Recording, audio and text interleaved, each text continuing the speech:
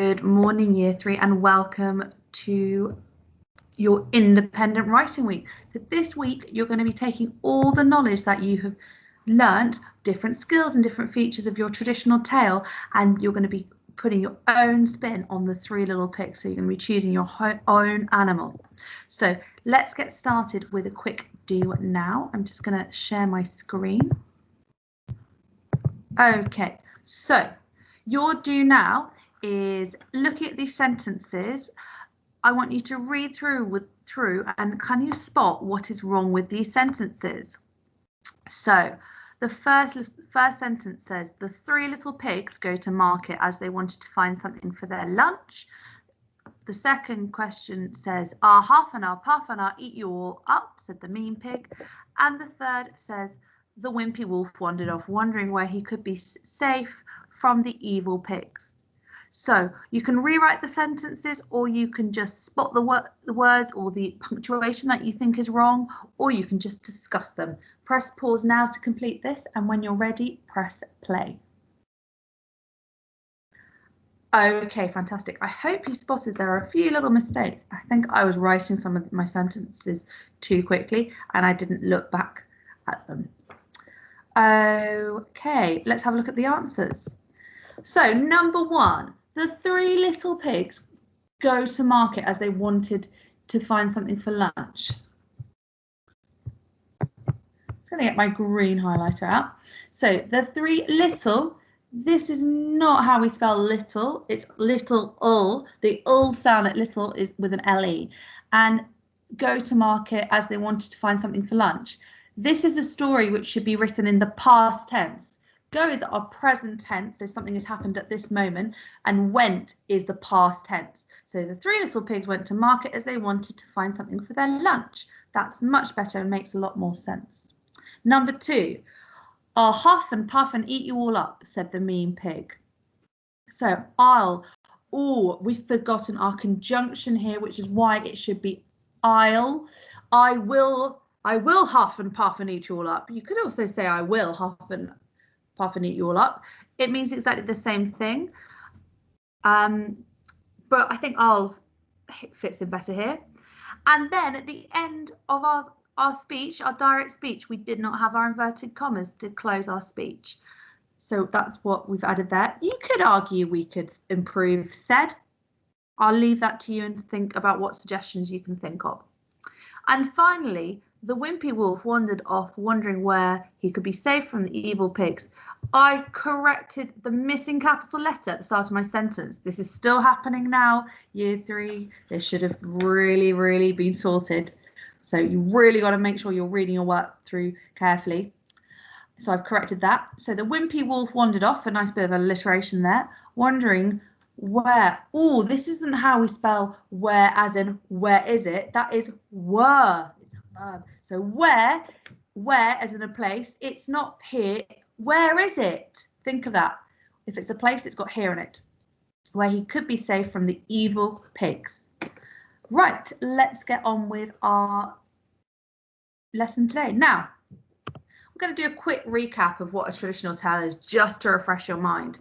So, as we all know, a traditional tale is one that has been passed down by storytellers from place to place, so person to person.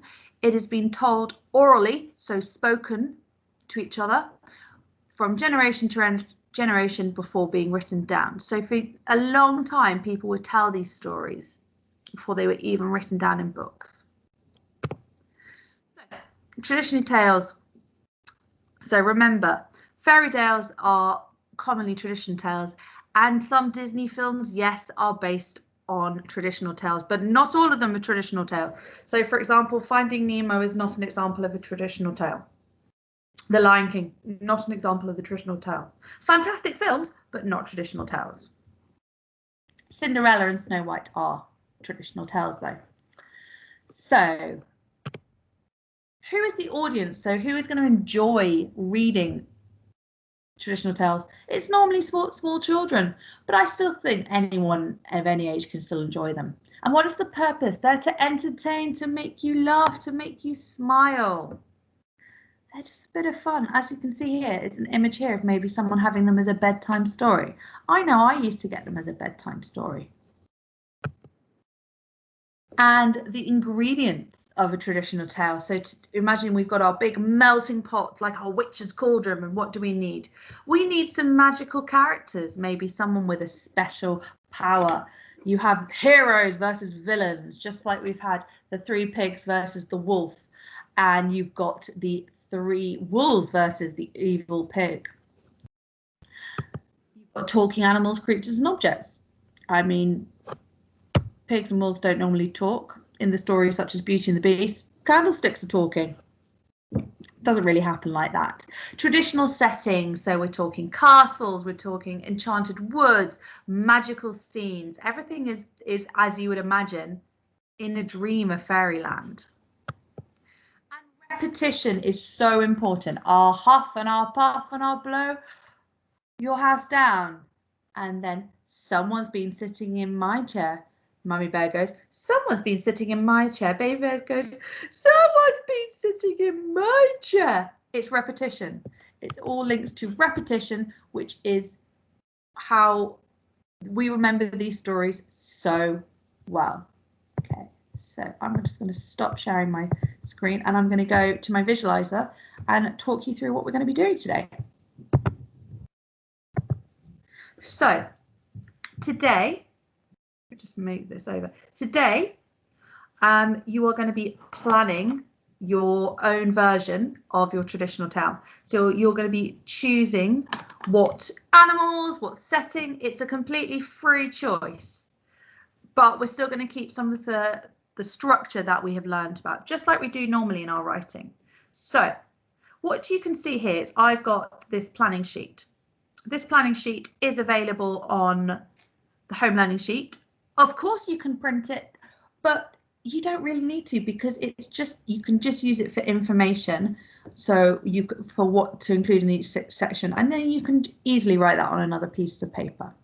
So your first section is going to introduce the characters leaving home. Well, your first thing then you need to decide is, who are your characters? What are your characters? So have a little think. You might want to pause now and think about some ideas. Okay. I am going to write about penguins. So I'm going to have my 3 penguins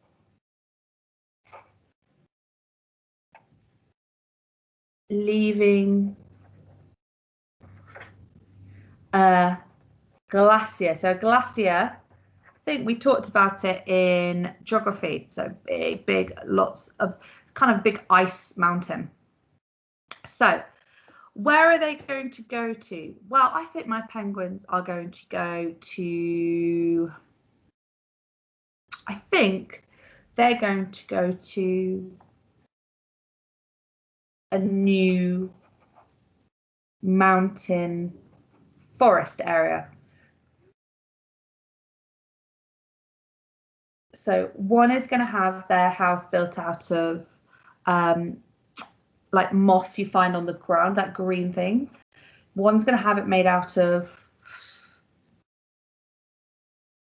maybe thin, out of leaves, and the other one's going to have it made out of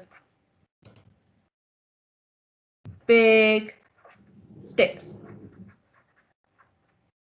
So I've just seen that. You can see that I've chosen my characters, where they're going to live, where where they've left, where they're going to live now, and then what the houses are made out of. So I suggest you pause the video now and have a think, maybe have a discussion with someone in the house. You don't even have to fill it all out now, but it's good to get started with your ideas now. Right, let's move on to the next section. So your first section is introducing your characters. So you can give them names, or you can just have them like Penguin 1, Penguin 2, Penguin 3, or the first penguin, the second penguin, and the third penguin. What the houses are made out of, and maybe give some detail about where they're going. So our next section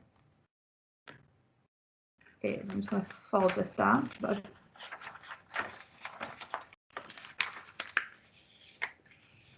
The next section is going to be, oh, hang on, let's go back. Repetition, yeah. So the first penguin built his house out of, I don't know, out of sticks. The second penguin built his house out of moss. The third penguin built his house out of leaves. That idea of repetition. So now you're going to have your villain. So this is your bad guy. And you're going to be asking it to be invited into the first hole. The character says no, the house is destroyed. So first thing you need to think of is your villain. So I'm thinking my penguins have moved to a new mountainy forest wood area. What is someone that you could find there who could be not very kind? I'm going to say they have found they've met a fox. Because these are quite small little penguins. It's a fox. And then I could think of, for example, different types of, for example, I could use some alliteration. I could use expanded noun phrase to describe maybe what he was wearing.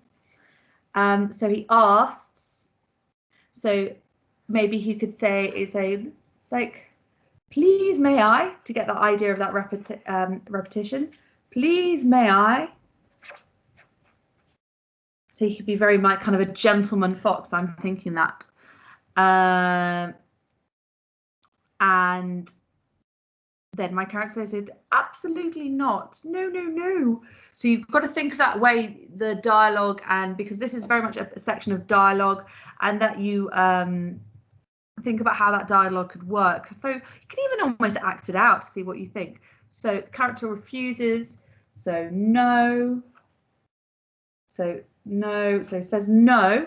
And then the house is destroyed. So you need to think about how the house is going to be destroyed by your villain. And so my first house is made of moss. Moss is it's damp. It's not very pleasant. So I could say that the fox pushed it over and squished it all into the ball. So fox pushed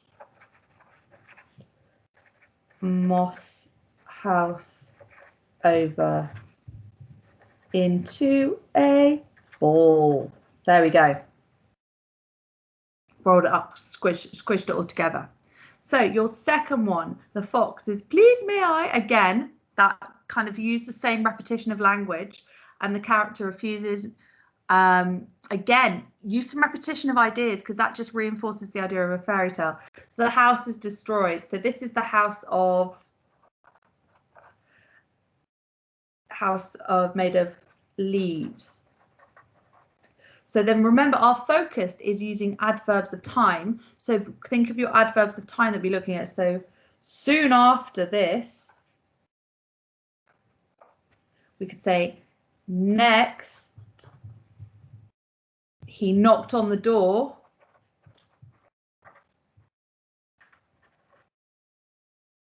Make sure you're using some of these ideas, and you could always go back and look at previous videos or your previous work to get some ideas of that. And then the house is destroyed, and this is a house of leaves. So how do you think the fox could destroy the house of leaves? Now, we're not going to have a huff and I'll puff and I'll blow your house down. I'm going to say he's going to push over again. So he's going to push over. It's a bit of dramatic. Push over.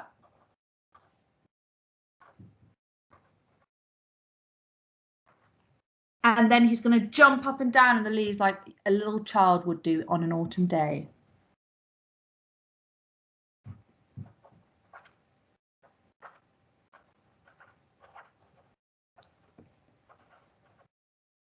As I say, you can be as completely, this is your independent right. You can be as creative as you want, as long as you keep to the structure. Right.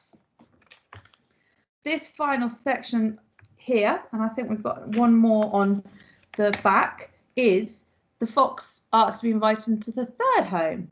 So, oh, please, may I come in?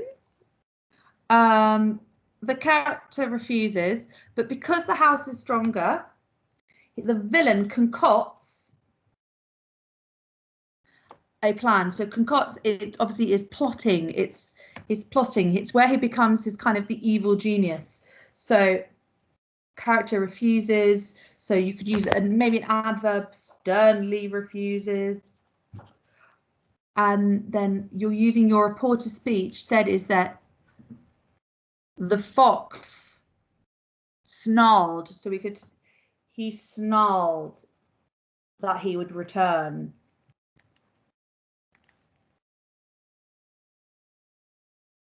And then you think of your plan. What is the fox going to do? How is the fox going to get his revenge? What is he going to do?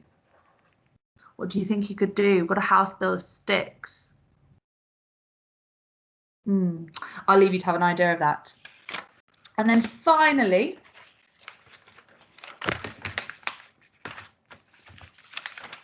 your fox, Mr. Fox, has sort of a plan. He's sort of a plan. So maybe send a slingshot into the twig house, or come along with a bulldozer. I don't know. It's your fairy tale. You can do whatever you want as long as it sticks to the structure. So the villain plan goes wrong, crashes his digger. I'm going to go with that. Why not? Crashes his digger, and then the main characters plot revenge. So what are the penguins going to do to the fox?